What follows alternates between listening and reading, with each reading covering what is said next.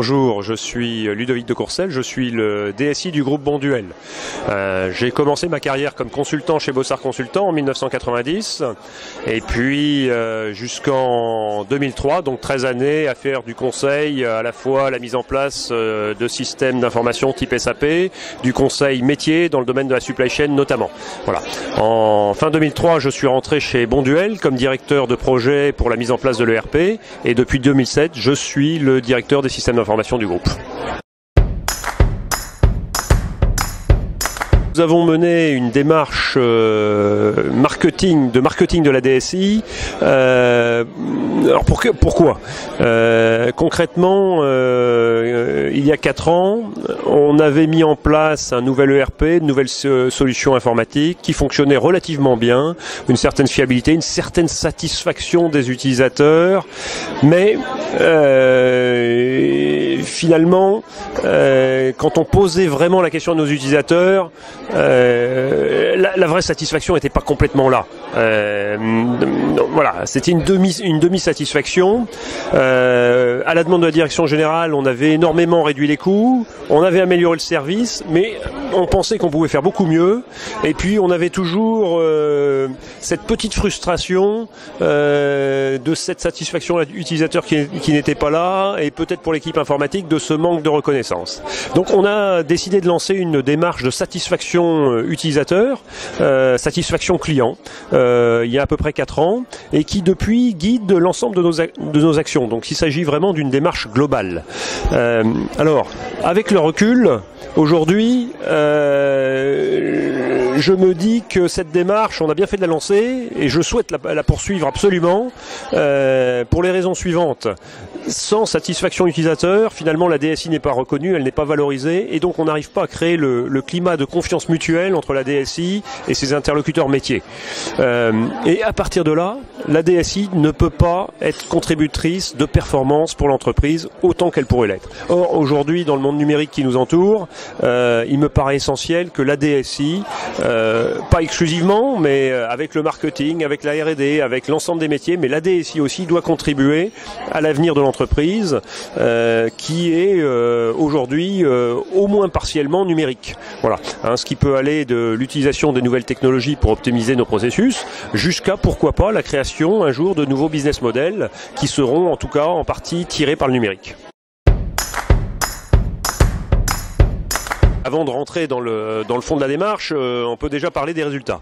Elle a déjà donné des résultats qui sont extrêmement satisfaisants, puisque cette année, on a pu voir que les investissements avaient été doublés, donc ce qui veut dire que nos partenaires business, les directions générales des business units, ont accepté de mettre plus d'argent dans l'informatique, donc forcément au détriment des investissements industriels ou des investissements marketing. Donc ça, c'est entre guillemets une preuve de reconnaissance de l'intérêt de l'IT pour les business units.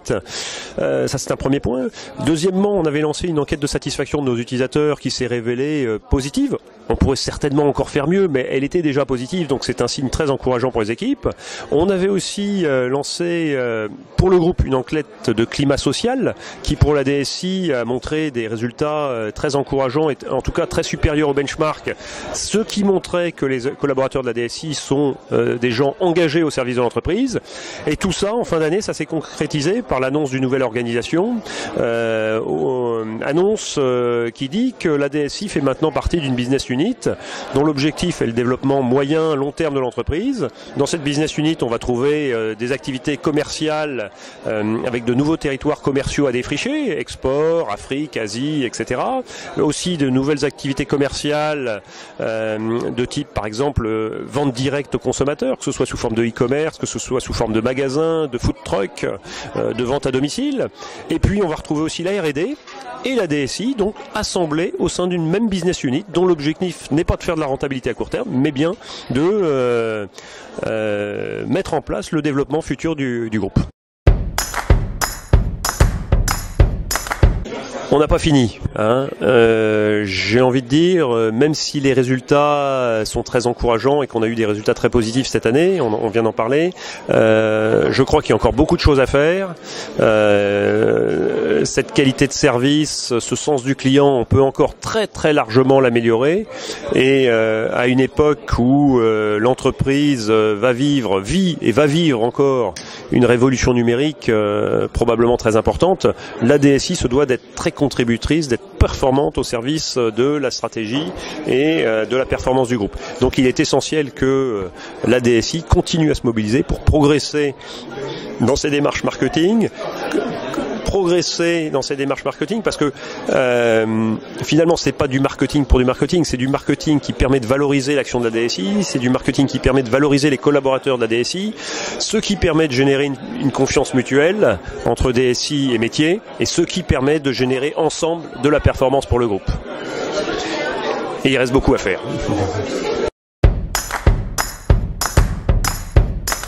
Si j'avais un seul conseil à donner, je crois que dans les 5 P du marketing, le P de people est le plus important. Et que l'ensemble de la démarche s'appuie sur des collaborateurs engagés. Je vais prendre un exemple. Si dans un magasin, même si les produits sont de qualité, si dans ce magasin j'ai en face de moi un vendeur qui lui-même n'est pas très engagé, qui n'est pas souriant, qui ne porte pas les valeurs de la marque, qui ne me fait pas vivre l'expérience que la marque veut me faire vivre, ce vendeur n'est probablement pas un bon ambassadeur de la marque, et je vais probablement ressortir de ce magasin déçu de l'expérience. Je crois qu'avec la DSI c'est pareil. L'ensemble des collaborateurs de la DSI doivent porter l'expérience client de la DSI.